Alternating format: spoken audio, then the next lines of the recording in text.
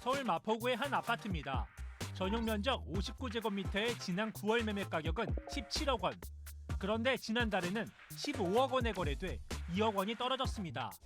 송파구 헬리오시티 전용 면적 84제곱미터는 지난달 5일 24억 5천만 원에 거래됐지만 불과 20여일 뒤 2억 4천만 원이 떨어진 가격에 거래됐습니다.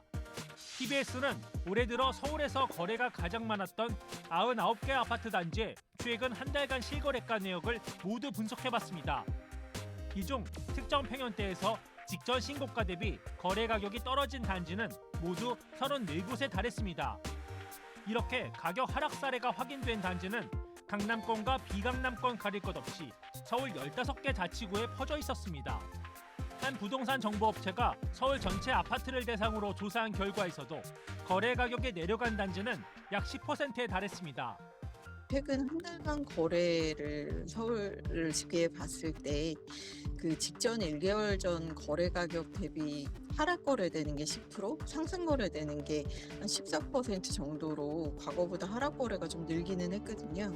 서울의 25개 구 중에 강북구, 구로구, 노원구, 중구 이런 지역들에서 하락 거래가 좀 뚜렷하게 나타나고 있기는 해서 경기도에서는 GTX 호재 지역 등 올해 집값이 크게 뛰었던 지역일수록 가격 하락세가 더 뚜렷하게 나타나고 있습니다. 안양시 인덕원역 주변에 있는 이 아파트의 경우 전용 면적 84제곱미터가 지난 8월 12억 4천만 원까지 올랐다가 지난달 18일 9억 3천만 원에 거래돼 3억 1천만 원 하락했습니다.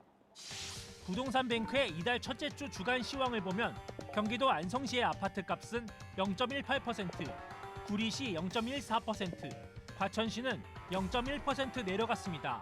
뒤늦게 교통 호재라든지 또 투기 확산으로 인해서 집값이 많이 오른 남부권 같은 경우에는 이천이나 안성, 평택 이런 지역들이 이 집값이 많이 하락하고 있고요. 북부권 중에서는 역시 양주나 동두천 단기간에 집값이 급등했던 지역들이 아무래도 부동산 경기가 이제 좀 하락 조짐을 나타내고 있고, 전문가들은 내년에 신규 아파트 입주 물량 부족과 전셋값 상승 등으로 일부 지역에선 집값 상승세가 더 이어질 수도 있겠지만 그 폭은 제한적일 것으로 내다보고 있습니다. 근본적으로 금리 인상과 여신 축소가 동반되고 있는 상황이고 이제 그런 면들이 거래 적극성이 떨어지고 있는 소유자의 심리와도 연결되고 있기 때문에 사실 그럴 가능성은 다소 제한적이라고 보는 거죠.